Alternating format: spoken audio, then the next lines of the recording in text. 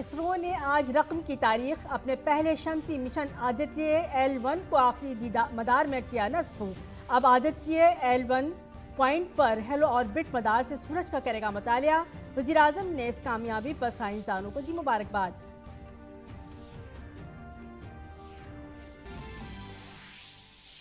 Enforcement directorate ने मगरबी Bengal ration घपले में देर रात टीएमसी लीडर शंकर आदित्य को किया गिरफ्तार। मफरूर टीएमसी लीडर शाहजहां के खिलाफ जारी किया गया लुकआउट नोटिस। कल राशन घपला मामले में छापे के दौरान ईडी की दूसरी टीम पर किया गया हमला।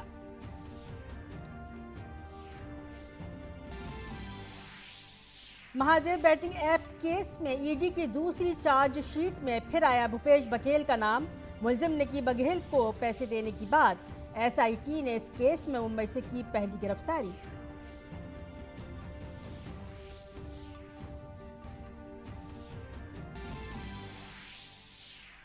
वज़ीर आज़म नरेंद्र मोदी आज जयपुर में जारी डीजीपी आईजी कॉन्फ्रेंस में ले रहे हैं हिस्सा।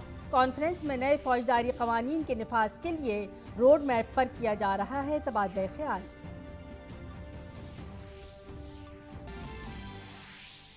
नायब सदर जमहूरियत जगदीप धनखड़ और मरकजी वजीर अनुराग ठाकुर ने हिमाचल प्रदेश के हमीरपुर में एक से शरिष्ठ पहल के 500वें मरकज के इफ्तिताही प्रोग्राम में लिया हिस्सा। कहा असातिज़ा के तौर पर ख़वातीन का है अहम ताउन। बांग्लादेश में कल होने वाले कौमी इंतखाबात की तैयारियां मुकम्मल। भारत से इलेक्शन कमीशन के 3 अरकान ढाका पहुंच गए। बांग्लादेश के चीफ इलेक्शन कमिश्नर ने मुनसिफाना इंतखाबात की कराई यकीन दहानी।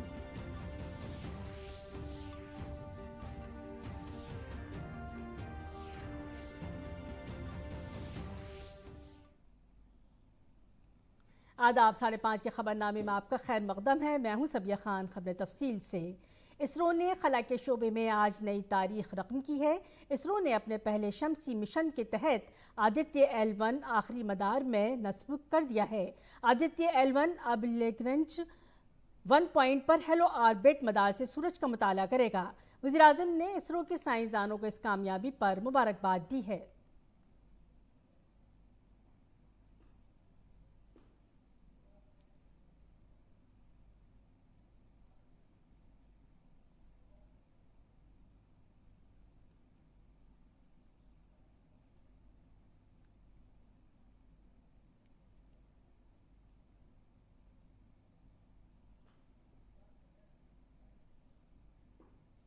भारत की पहली सोलर ऑब्जर्वेटरी आदित्य L1 के अपनी मंजिल पर पहुंचने के सिलसिले में वज़ीर आज़म ने सोशल मीडिया प्लेटफॉर्म X पर लिखा, भारत ने एक और कामयाबी हासिल की। भारत की पहली सोलर ऑब्जर्वेटरी आदित्य L1 अपनी मंजिल पर पहुंच गई है।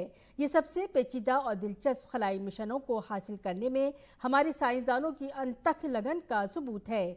मैं इस गैर मामूली कामयाबी को सराहने में पूरी कौम के साथ शामिल हूँ। हम इंसानियत के फ़ायदे के लिए साइंस की नई सरहदों की तलाश करते रहेंगे।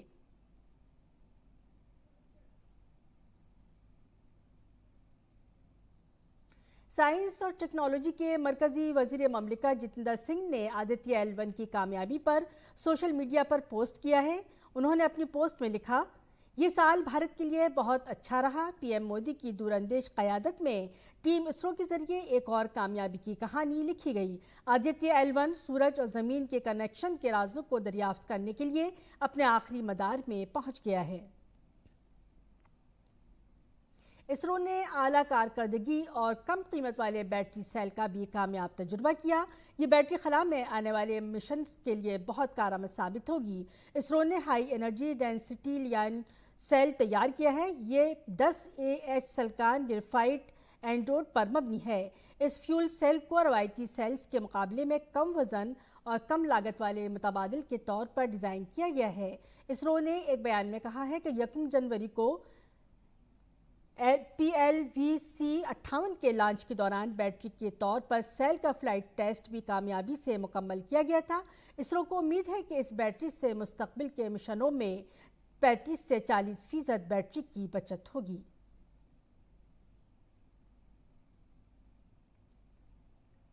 वज़ीर-ए-आज़म नरेंद्र मोदी राजस्थान के दौरे पर हैं। वज़ीर-ए-आज़म जयपुर के राजस्थान इंटरनेशनल सेंटर में मुनक़्क़िद होने वाली डायरेक्टर जनरल और इंस्पेक्टर जनरल ऑफ पुलिस 2023 में शिरकत कर रहे हैं। कॉन्फ्रेंस का आज दूसरा दिन है।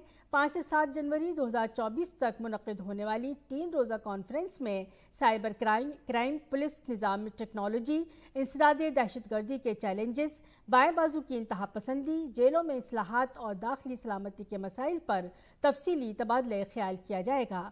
कॉन्फ्रेंस का एक और अहम एजेंडा नए फौजदारी कवानीन के नफाज के लिए रोड मैप पर गौर खौज शामिल है। इसके अलावा पुलिस निज़ाम और सिक्योरिटी में मुस्तकबिल के मौज़ूआत जैसे मसनूई ज़हानत और डीप फेक जैसी नई टेक्नोलॉजी से दरपेश चैलेंजेस और उनसे निपटने के तरीक़ों पर भी तबादला ख्याल किया जाएगा। ये कॉन्फ्रेंस पुख्ता एक्शन पॉइंट्स की निशानदही करने और उनकी पेशरफ्त की निगरानी के मौक़े भी फराहम करती है, जो हर साल वज़ीर-ए-आज़म को पेश किए जाते हैं।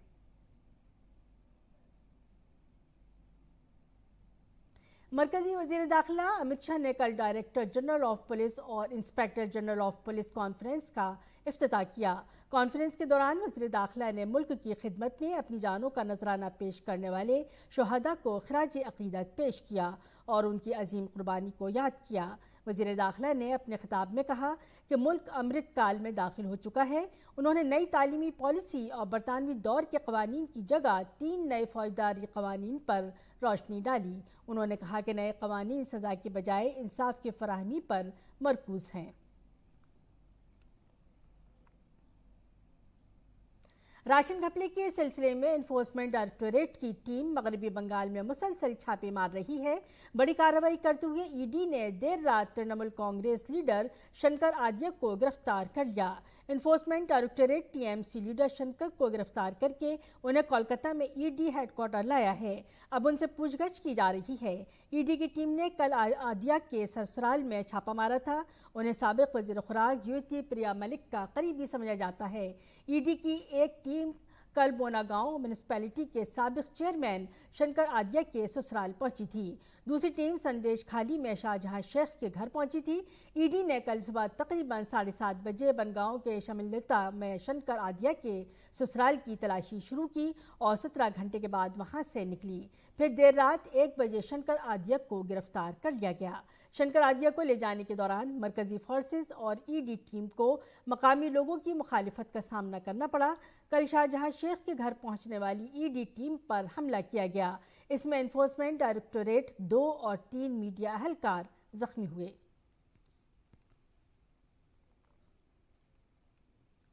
महादेव बैटिंग ऐप मामले में ईडी की चार्जशीट में एक बड़ा इंकशाफ हुआ है। चार्जशीट में छत्तीसगढ़ के साबिक वज़ीर आला भूपेश बघेल का नाम भी शामिल है। अब चार्जशीट में नाम आने के बाद भूपेश बघेल की मुश्किलात बढ़ सकती हैं। ईडी ने इस मामले में 5 मुलजिमान के खिलाफ चार्जशीट दाखिल की है।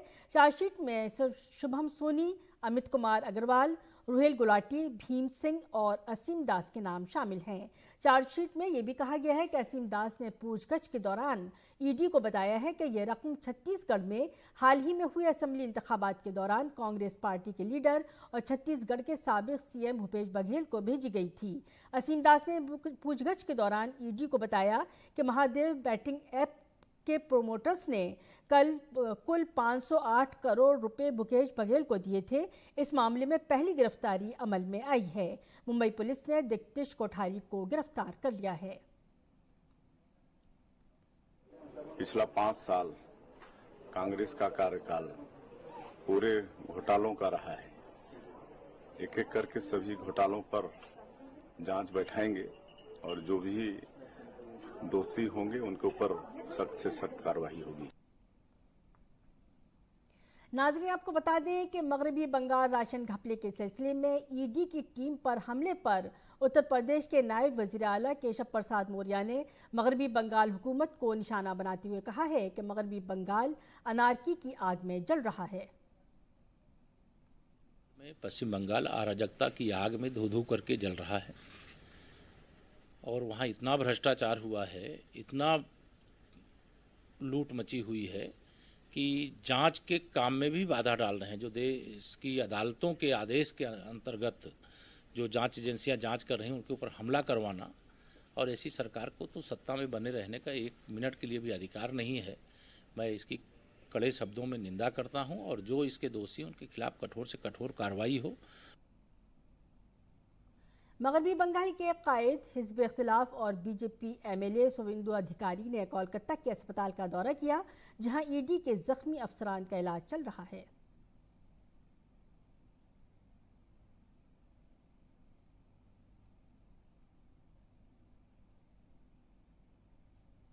मगरबी बंगाल में ईडी पर हमले पर ममता बनर्जी हुकूमत पर हमला करते हुए रियासती कांग्रेस सदर अधीर रंजन चौधरी ने मगरबी बंगाल में इंतशार के माहौल के पीछे रियासती हुकूमत और पुलिस की मिलीभगत का इल्जाम लगाया।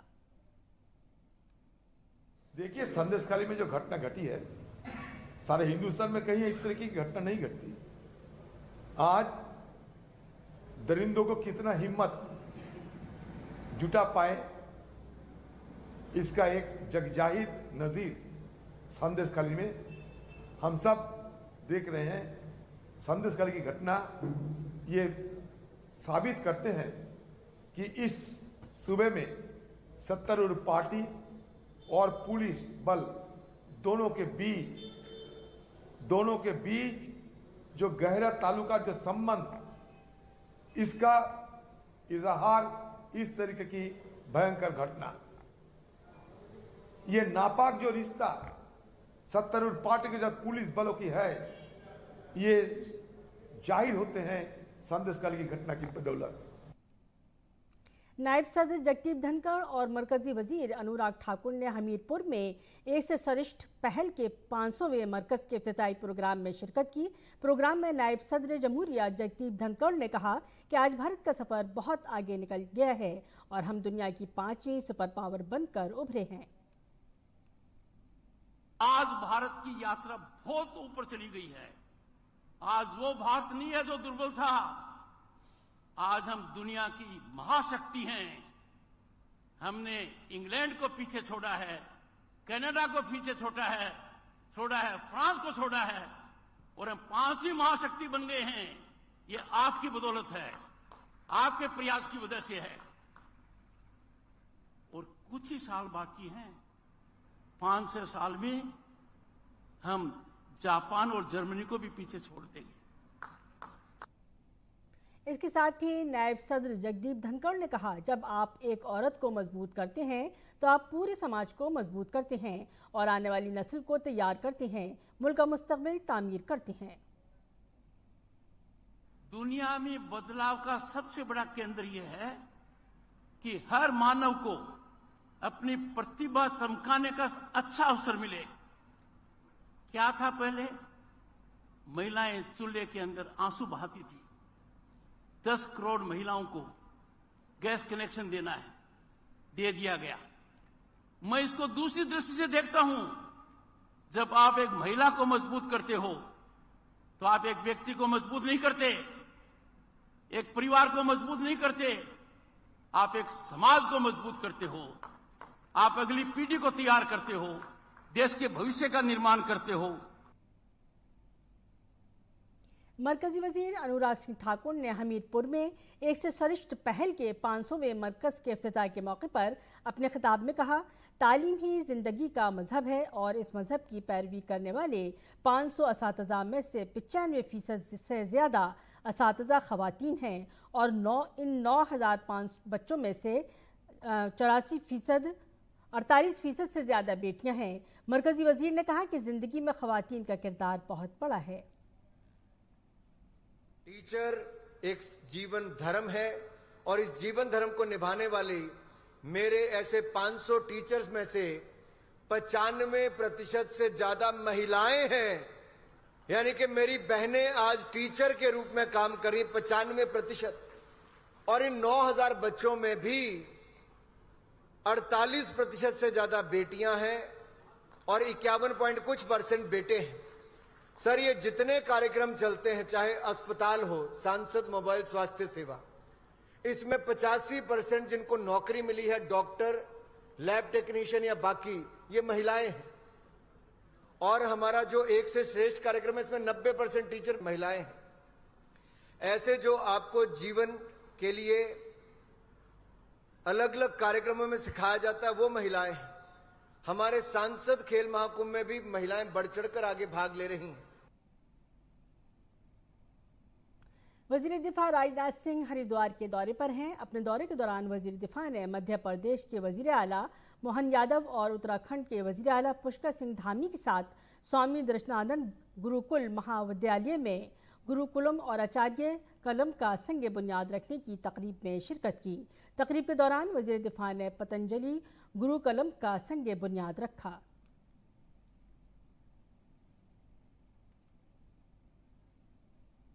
हरिद्वार में वाक़ पतंजलि गुरुकुलम और आचार्य कलम संग बुनियाद की तकरीब में वज़ीर दिफा राजनाथ सिंह ने कहा, हिंदुस्तान में बहुत से ऐसे मज़ाहिब और फ़िरक़े हैं जो सिर्फ गुरुद्वानी की बुनियाद पर मौजूद हैं। वज़ीर दिफा ने कहा कि हिंदुस्तानी सकाफ़त को बरकरार रखने में इस मुल्क के गुरुओं का सबसे बड़ा ताउन है।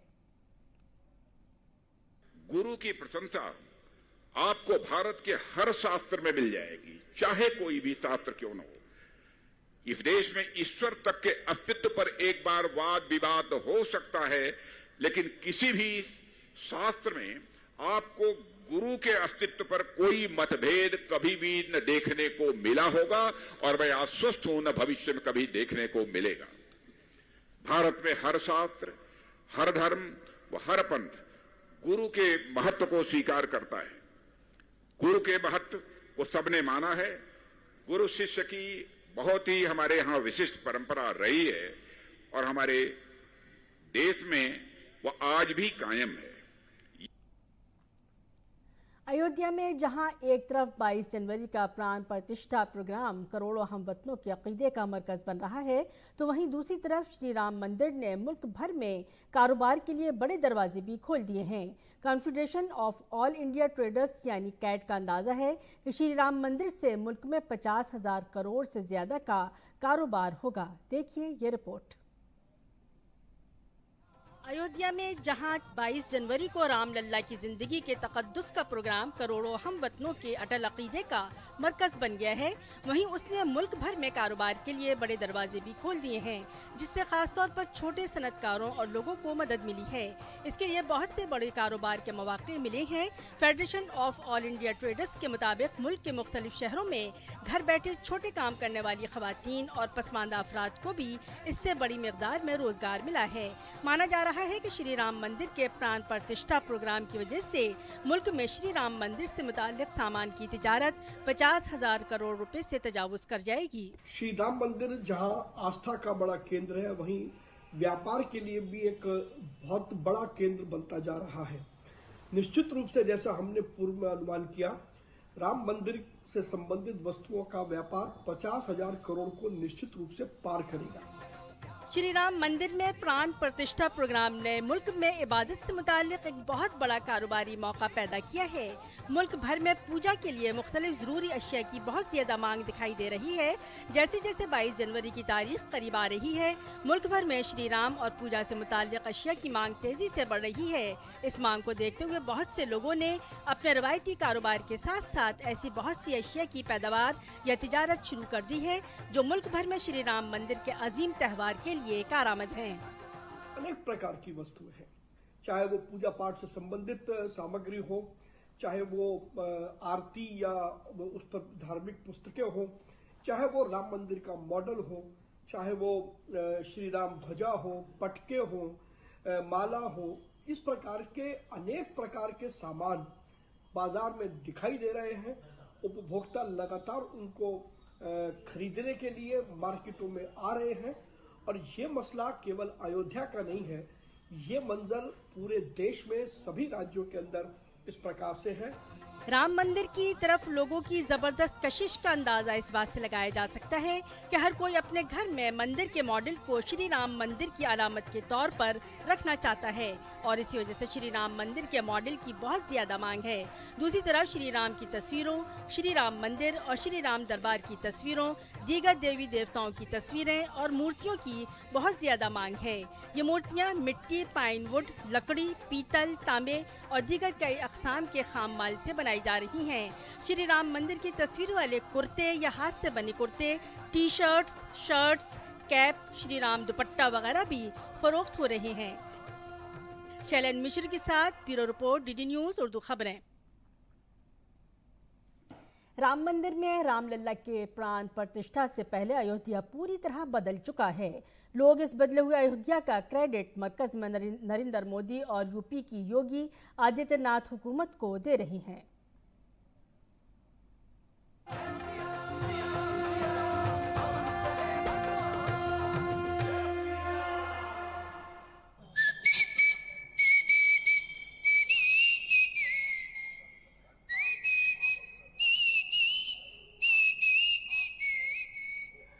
सीताराम जय जय सिया राम, जय सिया राम जय जय हनुमान।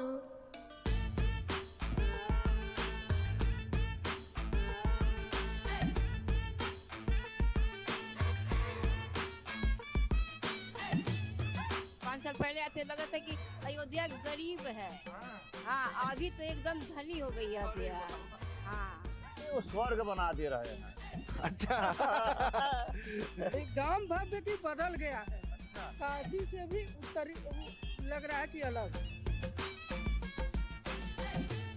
हम लोग भी सुना राम राज आएगा, तो वो राम राज दिखाई दे रहा है। बहुत अच्छा लगे। अब अयोध्या नंबर 1 पर रही। कितना परिवर्तन दिख रहा है आपको? परिवर्तन तो बहुत दिख रहा है। बहुत सारी नई नई चीजें बनी हैं, सुविधा भी बढ़ गई है, पहले से सिक्योरिटी भी बढ़ गई है। जय श्री राम। गरुआ भगवा लाल के, मोदी जी कमाल के। भगवान मोदी योगी को हम लोगों की उम्र लग जाए।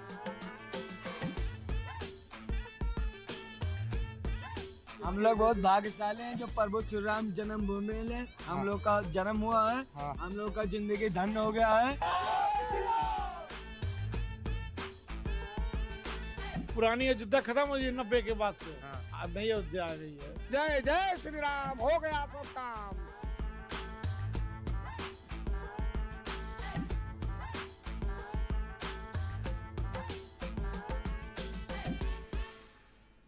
मेरे स्वामी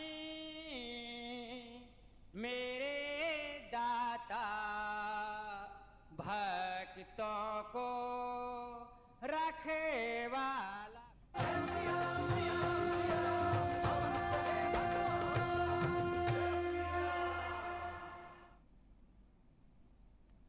बांग्लादेश में साबिक वज़ीर-ए-आज़म खालिदा जिया की क़यादत में BNP और दीगर अपोजिशन जमातों ने आज़ादाना और मुनसिफाना इंतखाबात का मुतालबा करते हुए इंतखाबात के बाइकआउट का ऐलान किया है।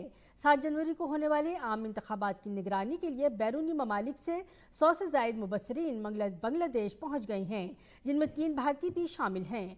दूसरी तरफ बांग्लादेश में कल कौमी इंतखाबात से कबल आतिशज़दगी के एक मुबैना मामले में दारुल हुकूमत ढाका में एक ट्रेन में आग लगने से कम अज़ कम 4 अफराद हलाक हो गए। इस वाक़े में मीनापोल एक्सप्रेस की 4 बोगियों में आग लग गई। इस हमले का मकसद लोगों को डराना और उन्हें पार्लिमानी इंतखाबात में वोट डालने से रोकना था। पुलिस ने कहा कि आग बज़ाहिर तखरीबकारी थी, जिसका मकसद इंतखाबात से कबल लोगों को खौफज़दा करना था। आग कल शाम उस वक्त लगी जब ट्रेन ढाका रेलवे स्टेशन की तरफ बढ़ रही थी। आग पर काबू पाने के लिए फायर ब्रिगेड की 7 गाड़ियां मौके पर भेजी गईं। सुप्रीम कोर्ट कोलोराडो कोर्ट के फैसले के खिलाफ साबिक अमेरिकी सदर डोनाल्ड ट्रंप की अपील पर समाअत के लिए तैयार है।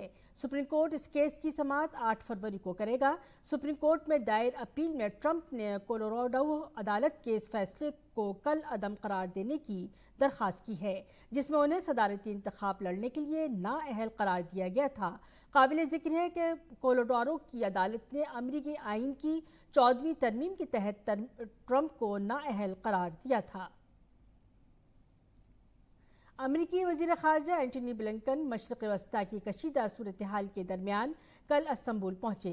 एंटनी ब्लिंकन तुर्क सदर रजब तैयब एर्दोगान और वज़ीर ख़ारजा बाकान फिदान से मशरिक़ वस्ता की सूरत हाल पर तबादला ख्याल करेंगे। काबिल ज़िक्र है कि 7 अक्टूबर के बाद ब्लिंकन का मशरिक़ वस्ता का ये चौथा दौरा है। 10 जनवरी तक ब्लिंकन यूनान, उर्दन, कतर, मुत्तहिदा अरब अमारात, सऊदी अरब, इजराइल, मिस्र और मगरबी किनारे का दौरा करेंगे। ब्लिंकन का दौरा इलाकाई कशीदगी के खदशात के दरमियान जारी रहेगा।